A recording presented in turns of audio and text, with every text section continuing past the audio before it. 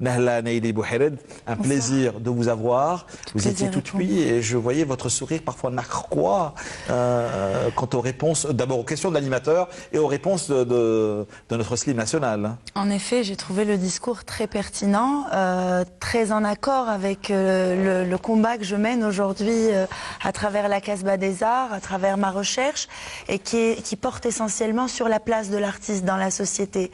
Finalement, la grande question, presque existentielle. La grande question à laquelle Slim répond avec brio, puisque l'artiste est un témoin de l'actualité. Il transcrit, il démocratise, il rend plus accessible une actualité qui parfois peut être complexe à interpréter. Et je pense que l'artiste peut également inspirer le futur. Il peut être un véritable vecteur de transmission de la mémoire.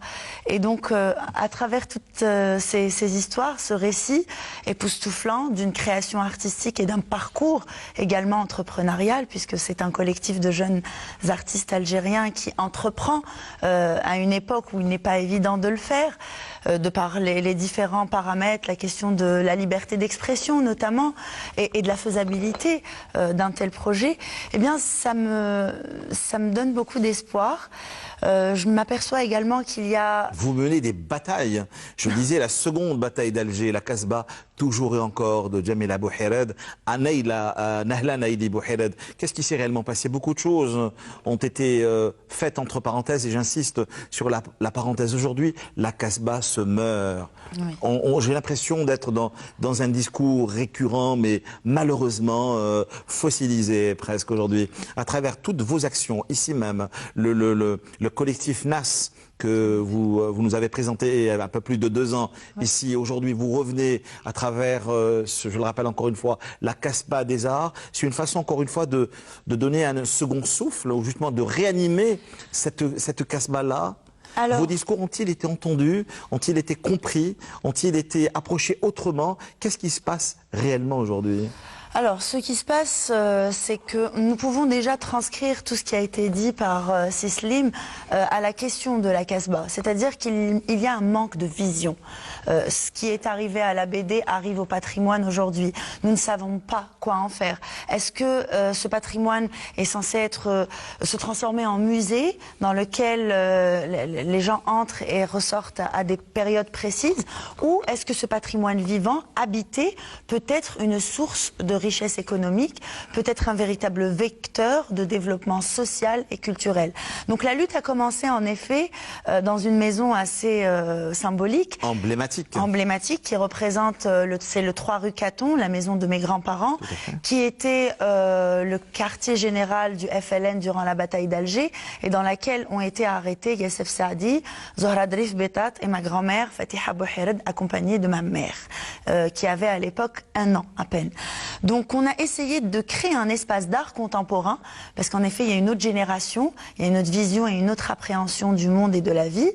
Donc nous avons créé un espace d'art contemporain, l'atelier NES, qui petit à petit, en voyant l'impact qu'il avait sur la société, s'est transformé en un projet international qui s'intitule la Casbah des Arts, dans lequel nous invitons l'habitant, le citoyen et même les autorités publiques à renouveler leur regard sur le patrimoine. Nous faisons appel à l'art parce que c'est un véritable marqueur qui peut apporter de la fraîcheur, un vecteur, et puis donner un contraste, une grille de lecture à ce patrimoine classé au bien de l'humanité qui finalement n'appartient pas seulement aux Algériens, mais à toute l'humanité, au bassin méditerranéen dont il raconte l'histoire, à l'Afrique, mais également à la planète entière. Des projets toujours et encore, des visions, vous en parlez encore, mais où va-t-on aujourd'hui? Comment vous vous projetez dans l'avenir? Vous conjuguez la Casbah à quel temps? Au passé, au présent, au futur décomposé? Au passé décomposé? Eh bien, ma nature militante, mon engagement m'empêche de baisser les bras. Je reste optimiste. Comme Slim, je veux proposer des choses... Il y a des pans de notre mémoire qui ont été complètement... qui ont disparu aujourd'hui. Qui ont disparu, en effet, mais l'art a cette capacité de témoigner témoigner. Et nous faisons appel à ce médium-là pour justement témoigner de ce qui a existé, de ce qui existe aujourd'hui et de ce qui pourra exister dans l'avenir. Donc, est-ce que j'ai de l'espoir? Ce sont des volontés, des paroles ou des actions sur le terrain? Ce sont des actions très concrètes. Donc, le projet dont nous parlons, qui est la Casbah des Arts, est porté en partenariat avec l'Agence nationale des secteurs sauvegardés, puisque nous intervenons sur un secteur sauvegardé et qu'il est assez important pour nous de respecter la loi, la 9804 régissant tout secteur sauvegardé sur le territoire national, nous amène à respecter certaines règles. Et il a également reçu le patronat du ministère de la Culture, c'est-à-dire que les autorités y ont vu un intérêt. C'est quand même, ça nous laisse optimistes parce qu'on se dit, on comprend l'importance de revaloriser l'art, l'artisanat, l'art contemporain comme étant un sujet de relecture du patrimoine urbain et culturel de la Casbah d'Alger. Et ce plan de sauvegarde permanent, est-ce qu'il a réellement servi à quelque chose? Ces textes, ces lois, ces recommandations? Un plan reste un plan, sans vision, sans stratégie de développement, sans partenariat. C'est très important de souligner l'importance du partenariat public-privé, société civile.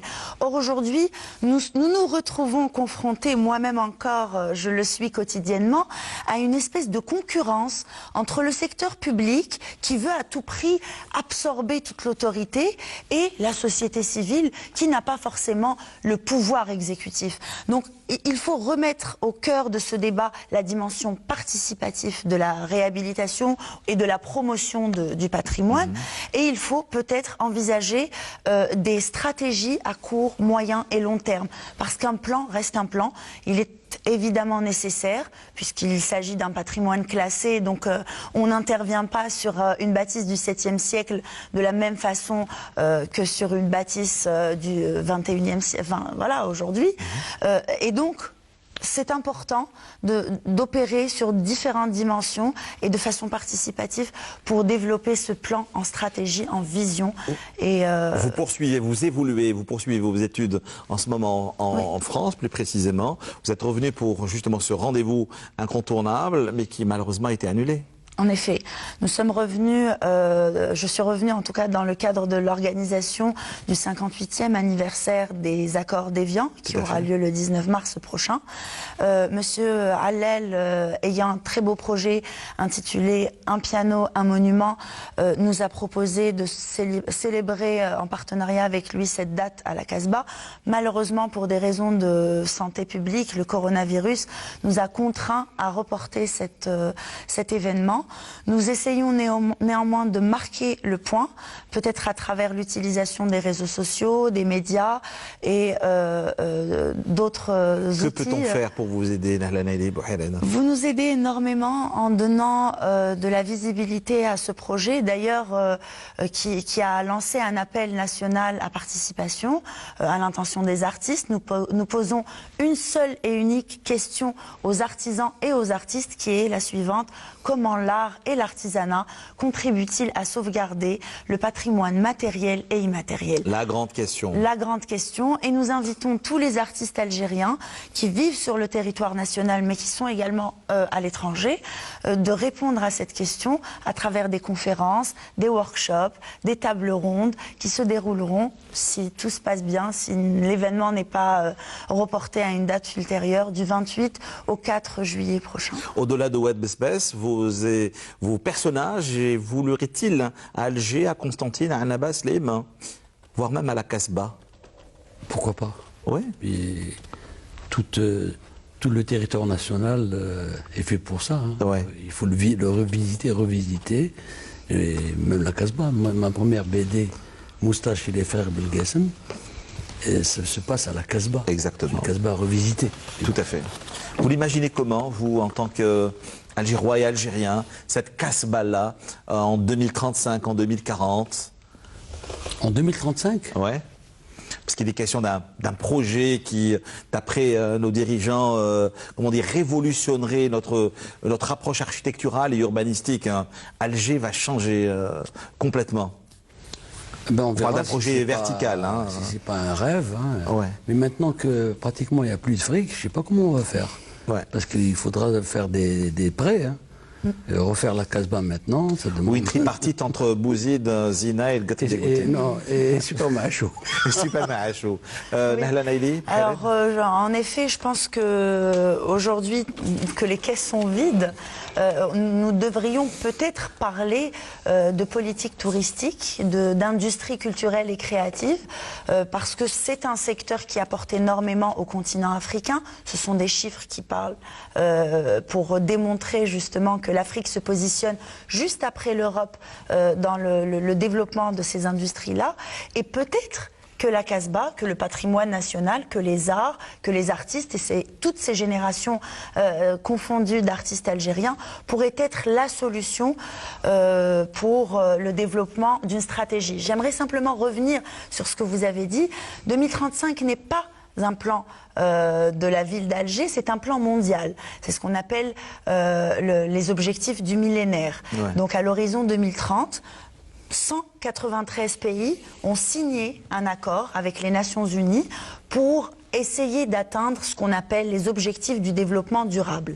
Ces objectifs-là sont déployés à travers 17 objectifs qui viseraient à réduire les inégalités, à promouvoir une ville beaucoup plus écologique, beaucoup plus indépendante, beaucoup plus connectée et à peut-être proposer aux citoyens une meilleure expérience de l'espace urbain. Donc l'Algérie est signataire de ces accords. Il faut savoir qu'il nous reste 10 ans pour les mettre en œuvre. Bien sûr, nous avons... C'est très court, c'est très très court. C'est rien du tout. Par ailleurs, selon l'Organisation mondiale du tourisme, c'est exactement la durée qu'il faut pour déployer une stratégie touristique. Mais venez le faire ici. Je pense, entre texte et réalité, il y a des volontés, terribles, hein. Il y a des volontés, il y a des projets portés par des individus sur tout le territoire national. J'ai eu la chance de participer aux 13e édition des rencontres internationales sur le marketing touristique. J'ai vu des projets époustouflants. De Adrar jusqu'à Béjaïa, en passant par Tlemcen, Annaba, Wahran, Qsentina, il y a des jeunes militants qui font exactement ce que je fais. Nous recevions les lauréats de la Charrette d'Or qui récompensent les meilleurs projets en matière d'architecture. Voilà. Croyez-moi, il y a des... Ils sont nourris, ils sont porteurs d'une vision extraordinaire. Il faut juste leur donner la possibilité et les moyens de réaliser, les laisser travailler. Voilà. Exactement. C'est ce que nous essayons de faire tous les dimanches soirs, autour de 22h, cultureclub@vntv.d.